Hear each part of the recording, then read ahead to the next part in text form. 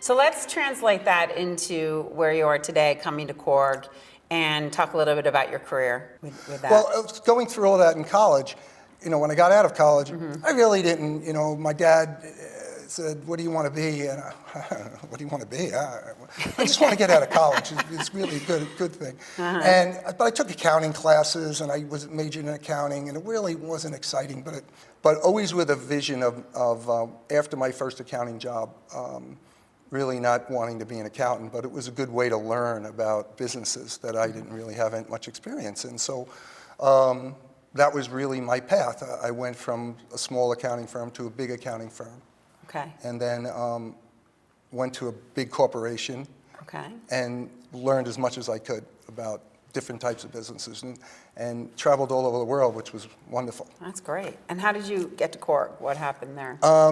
I decided that I was on the road too much and wanted to come back, and figured I needed more experience, maybe just in one company. Okay. Even though I had great experience in multiple companies, and so I went to KORG thinking, I'll try this, and it's local, it's on Long Island, it'll be great.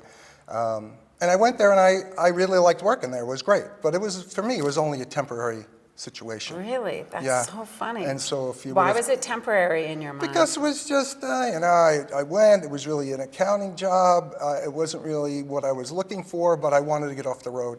So I did. And then the business was really successful. It really took off in the late. Wow. And just what was happening in our industry, the products that we were coming out with, and it was fun. The company was growing 20–30% a year. Best day in my life was becoming president, and that was a wonderful achievement.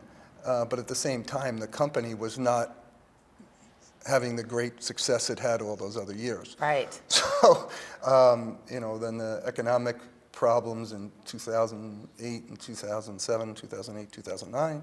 Our industry lost 30% of its, of its size in the U.S. So, wow. You're shifting a major organization with people who've been there a long time to adjust to much smaller budgets, to a completely different work-life balance, to having to work a lot harder, and you had to be a lot more hands-on.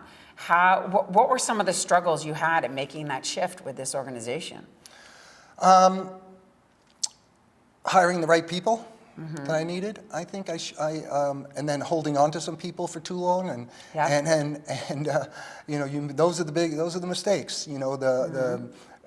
Giving the people the leeway, and then you have to be really, decisive when it's not working. And you help. The coaching helped me through that. It helped me understand the difference. Yeah. But the blind spots in your personality never go away. I think you identify the blind spots, but you always work inside that framework. Right. Right. Yeah, you're always that person. Yeah. If you're impatient in driving, you're always going to be somewhat impatient in driving. Right, but you always want to try to tone that down, right? And I think you're always trying to evolve it within reason, but it's also what drives the organization into rising. So it's a fine line. If you tone it down too much, the organization stops driving forward. The one thing that you learn, as I've learned, is no one can replace you in that, because your vision and your drive is what everybody is there for. Yeah, and they drive off of it. And when you take a break, everybody takes a break. Yep.